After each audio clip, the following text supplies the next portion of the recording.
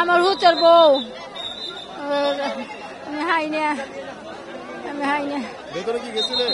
যাই না যাইবার লাগে আমাদেরকে যাওয়ার জন্য দিচ্ছে না বুঝছেন, ভিতরে ঢোকার জন্য দিচ্ছে না। এই যে মেয়েটা চাকরি করতো, হেল্পার নাম্বার মিলাতো। মোবাইল ফোনে কি যোগাযোগ করার চেষ্টা করছে? না না না, ওর কাছে মোবাইল চলায় না, ও মোবাইল চালায় না। 6 মাস হয়েছে বিয়ে হয়েছে, ঢুকবার লাগে দিচ্ছে না।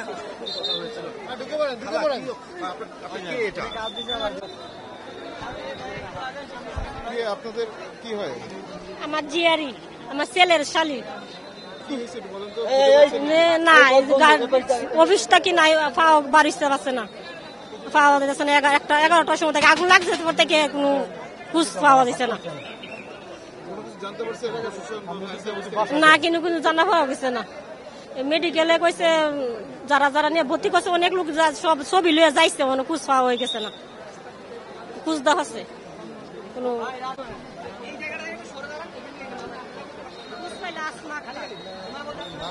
আসমা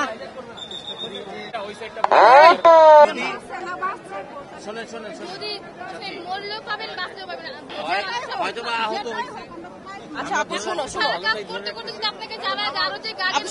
এখন দেখেন আপনার মতো আরো অনেক গার্ডিয়ানের লোক এরকম আটকা পড়ছে। এখন যদি আপনারা এরকম বিশৃঙ্খল করে আমাদের কাজে সাহায্য না করেন তাহলে তো আমরা কিছু করতে পারবো না। আমরা সকাল থেকে সুযোগ একটু ঠান্ডা হন, সকাল থেকে একটা অ্যাক্সিডেন্ট হয়ে গেলে এরকম হয় আপু। এখন ধৈর্য না ধরলে তো হবে না, সবার ধৈর্য ধরতে হবে। একটু ধৈর্য ধরেন আপু,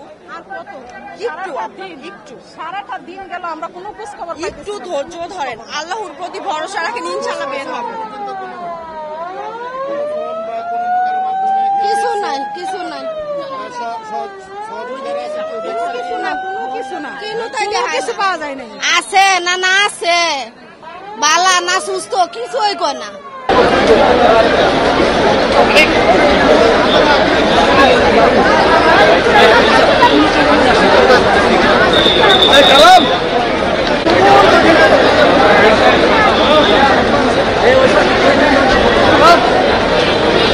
তার সাথে তার যে কারখানার মালিক কয়জন আহত হয়েছে, মেডিকেল নিয়ে গেছে। এখন সে বলছে 5 জন পায় না, আমার স্বামী সহ 5 জন পায় না, এগো ফোনও বন্ধ। এখন আমি জিজ্ঞেস করছি ভিতরে কোনো লাশ যদি মারা যায় থাকে তাও তো দেখাইবো। মালিকে কইতাছে যে আমার ফ্যাক্টরি কেউ মারা যায় না, আহত হয়েছে। তো বিভিন্ন মেডিকেল আছে, ঢাকা মেডিকেল, সরদি, তারপর আপনার এদিকে যেগুলো আছে, তারপরে ইবনে সিনাই, তারপরে ইসলামীতে সব জায়গায় খুঁজছি, কোনো জায়গায় নাই। এর ফোনও বন্ধ। এরা কইতাছে ঢাকা মেডিকেল যাইতে, ঢাকা মেডিকেল লোক পাঠাইছি, ঢাকা মেডিকেলও নাই। তো আমি প্রথমে আমার কাছে ফুটেজ আছে, তো আমি প্রথমে কিছু সাদা দোয়া দেখলাম। আমি দেখলাম যে আমি যখন এই রোডটা ক্রস করতেছি, তখন দেখছি যে গার্মেন্টসে কিছু মানুষ, অনেক মানুষ হুলস্থুল করে আসছে, আতঙ্কিত হয়ে আসছে। তো তখন আমি তাদেরকে বললাম যে, একজনকে ডেকে বললাম যে আসলে কি হয়েছে, বলছে যে আগুন লাগছে। পরে আমি অতটা ইয়াদেরই, কারণ সাদা দোয়া। তো এইটা জাস্ট তখন কিছু যদি পানি যদি দিত, তাও তখন যে আগুনটা হয়তো বা মানুষ তখন ভয়ে আতঙ্কে সে পানিটা দিতে পারেনি। আমি আমার ক্লাসে চলে গেলাম, তখন ফ্রেন্ডরা আমাকে ডেকে নিল। তখন আমি আমার ভার্সিটির জানালা থেকে দেখলাম যে আস্তে আস্তে সাদা দোয়া উঠতেছে। তো তখন সাদা দোয়াটা কালো দোয়াতে নিল। তখন আমরা নিচে নামলাম, নিচে নেমে আমরা আসা দেখলাম যে শুধু গার্মেন্টস এর মানুষ আর আমরা বিউবিটির কিছু ছেলে মেলে। তো আমরা তখন নিজে, তারপর দেখলাম যে একটা মানে আমরা তখন যতক্ষণ দাঁড়িয়েছিলাম তখন আমরা বললাম যে আচ্ছা ফায়ার সার্ভিসে কি কল দেওয়া হয়েছে কিনা। তো বলছে যে না, ফায়ার সার্ভিস জ্যামে আছে। তো এখান থেকে কমপক্ষে 40 মিনিট অতিক্রম করে যায়। তারপরে আমরা দেখলাম যে একটা বাস্ট হলো। তো অনেক বড় বাস্ট হলো, সেখানে 2-3টা টিন উড়ে গেল আগুন সহ উঠে গেছে। তো আমাদের এখানে মানুষজন সব আতঙ্কিত হয়ে গেছে। পরে হচ্ছে আমরা মানুষ সাইড করলাম, মানুষ সাইড করে তারপরে হচ্ছে সেনাবাহিনী আসলো। প্রথমে তারা বললো যে তোমরা সবাইকে সাইড করো, কারণ এখানে কেমিক্যালের গোডাউন।